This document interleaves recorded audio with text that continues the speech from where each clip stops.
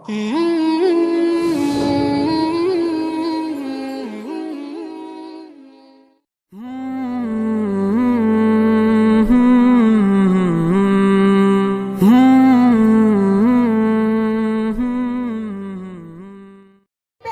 में नूर, जिसकी आंखों में ठंडक, जिसके बातों में मोहब्बत, जिसके दिल में रहमत, जिसके हाथों में शफकत, जिसके पैरों में जन्नत और जिसके आगोश में पूरी दुनिया का सुकून रख दिया गया है, उस अजीम नियामत का जिक्र करना चाहती हूँ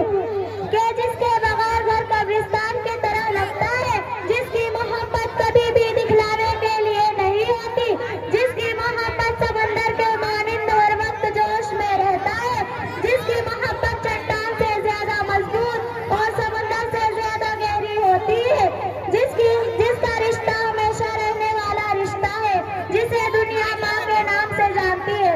मिल्लत इस्लामिया के मुक़द्दस शहजादियों, शरीयत इस्लामिया में अल्लाह ताला के बाद सबसे ज्यादा हक माँ बाप का है। चुनांच कुरान मजीद में अल्लाह रब्बुल इज्जत ने बेशुमार आयात में अपना हक बयान करने के बाद माँ बाप के हुकूक का जिक्र किया है। सूरह निसा में अल्लाह रब्बुल इज्जत का फरमान है, वअब्दुल्लाह वला तुशरिकू बिही शैअन व बिल वालिदैनि इहसाना, और तुम अल्लाह की इबादत करो और उसके साथ किसी को शरीक न करो और वालिदैन के साथ भलाई करो। सूरह अनकबूत में अल्लाह ताला फरमाते हैं, वल्लिल इंसाना बिवालिदैहि हुस्ना, और हमने इंसान को अपने वालिदैन के साथ बेहतर बर्ताव करने की ताकीद की है। अलगर्ज इस किस्म की बेशुमार आयात ऐसी है जिनमें अल्लाह ताला ने इंसानों को अपने वालिदैन के साथ हुस्न सुलूक करने और अपने वालिदैन के साथ शफ़क़त व मोहब्बत से पेश आने